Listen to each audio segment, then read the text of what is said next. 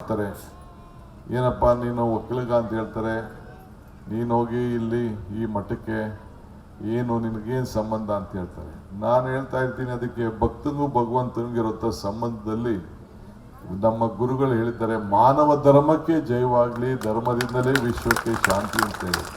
So ಮಾನವ ಧರ್ಮಕ್ಕೆ ಎಲ್ಲಿದ್ದಾರೆ? ಹುಟ್ಟಬೇಕಾದ್ರೆ ಯಾರು ಯಾವ ಜಾತಿಲಿ ಹುಟ್ತೀವಿ ಅಂತ ಯಾರು ಅರ್ಜಿ ಹಾಕೊಂಡು ಹುಟ್ಟಲಿಲ್ಲ.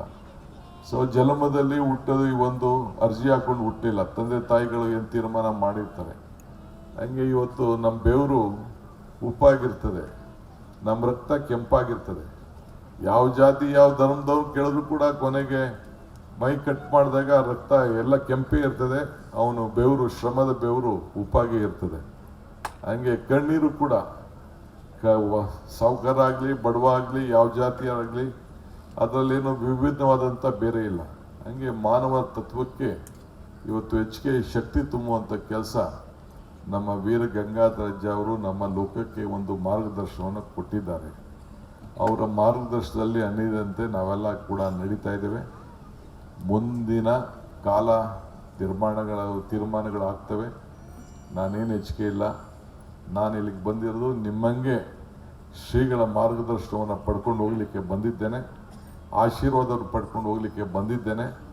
ಇದರೊಂದು ಶಕ್ತಿ ಪೀಠದ ಆಶೀರ್ವಾದವನ್ನು ಪಡಲಿಕ್ಕೆ ನಾವೆಲ್ಲ ಬಂದಿದ್ದೇವೆ. ನಿಮಗೂ ನಮಗೆಲ್ಲ ಕೂಡ ಖಂಡಿತ ಒಳ್ಳೆಯದಾಗ್ತದೆ ಅನ್ನೋದು ನಮಗೆ ನಂಬಿಕೆ ಇದೆ. ಆದ್ದರಿಂದ ನಾನು ಹಿಂದೆ ಕೆಲವು ಸಂದರ್ಭದಲ್ಲಿ ಹೇಳಿದ್ದೇನೆ, ದೇವರು ವರನೂ ಕೊಡೋದಿಲ್ಲ, ಶಾಪನೂ ಕೊಡೋದಿಲ್ಲ, ಅವಕಾಶ ಮಾತ್ರ ಕೊಡ್ತಾನೆ.